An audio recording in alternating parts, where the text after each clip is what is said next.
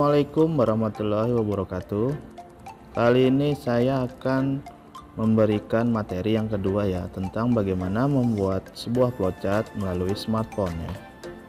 Pertama-tama kita harus menginstal aplikasi di smartphone, khususnya Android.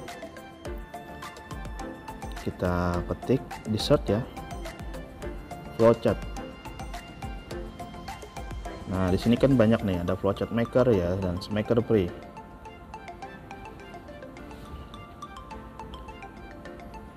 Di sini saya menggunakan, coba menginstal ya, menggunakan Flowdia Diagram Lite ya. Dilihat dari reviewnya sangat bagus di sini ya teman-teman. Dia cukup simpel dan mudah digunakan. Silakan install ya.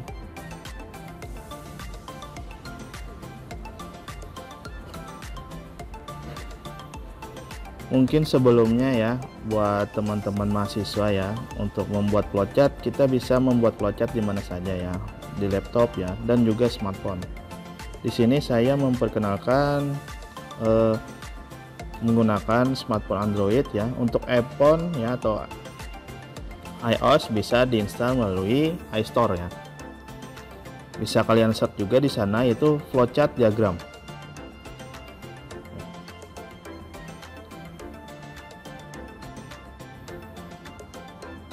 Jadi teman-teman ya, untuk mempelajari sebuah flowchart ya, kita harus mengenali sebuah pola-pola diagram ya. Nanti saya jelaskan setelah aplikasi selesai. Nah, ini tinggal open ya. Tampilannya seperti ini.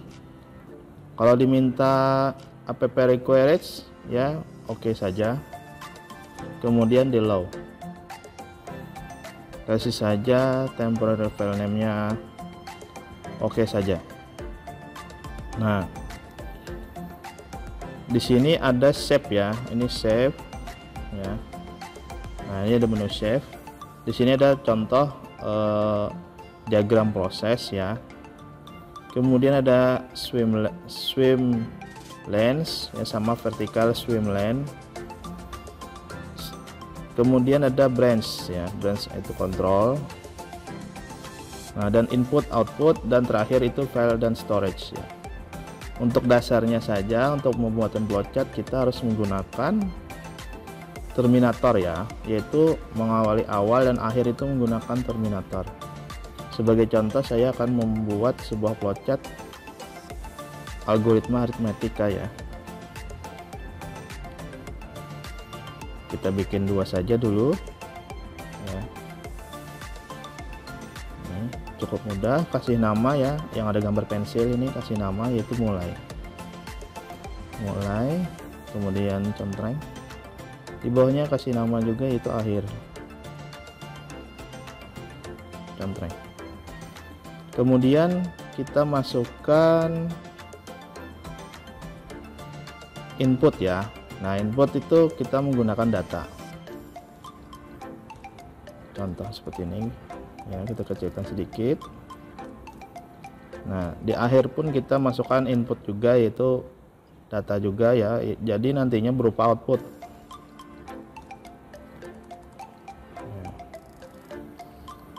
Sebagai contoh tadi kita membuat algoritma ya, algoritma penjumlahan misalkan.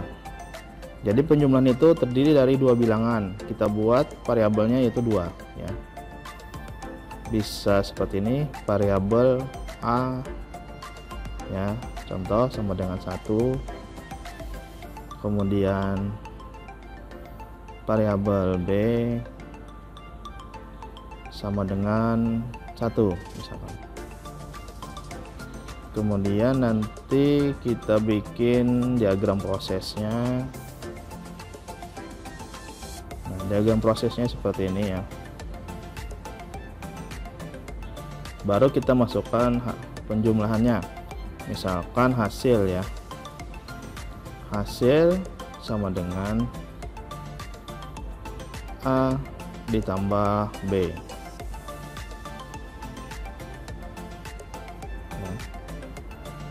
Lalu yang terakhir adalah outputnya. Outputnya baru kita tampilkan hasil. Cukup dipanggil hasil ya. kalau di sini sebagai contoh menggunakan push code ya, sambil ya, misalkan print, itu hasil. Nah, printnya huruf kecil supaya mudah diingat oleh teman-teman. Nah, setelah jadi seperti ini ya, baru nanti kita hubungkan menggunakan panah ya. Contoh menggunakan panah, tinggal klik link ini ya, gambar rantai ini. Nah, ini kan ada tanda ungu nih ya. Nah, seperti itu ya. Nah, itu ada tanda panahnya muncul sudah.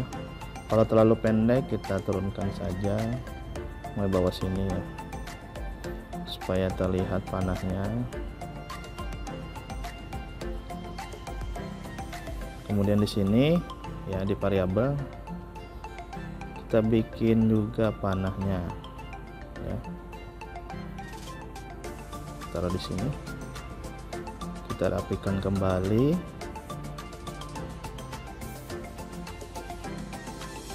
Kemudian di sini ya,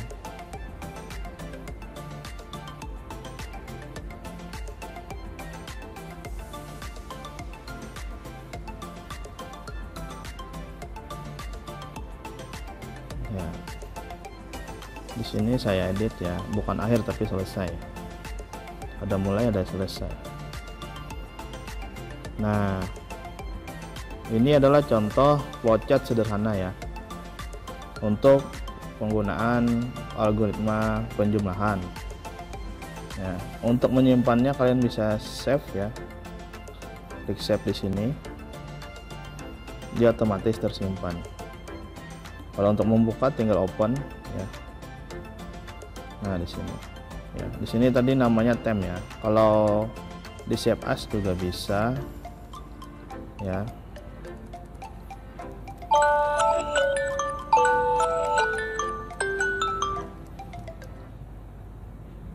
Oke, bagaimana teman-teman ya? Cukup sederhana bukan? Kalian tinggal mempelajari saja di materi algoritma dan struktur data ya. Silahkan dibuka LMS-nya, kemudian di sana ada tabel-tabel dari flowchart ya. Kalau ada pertanyaan silahkan komentar saja di bawah ya. Sampai ketemu lagi di materi berikutnya ya. Assalamualaikum warahmatullahi wabarakatuh.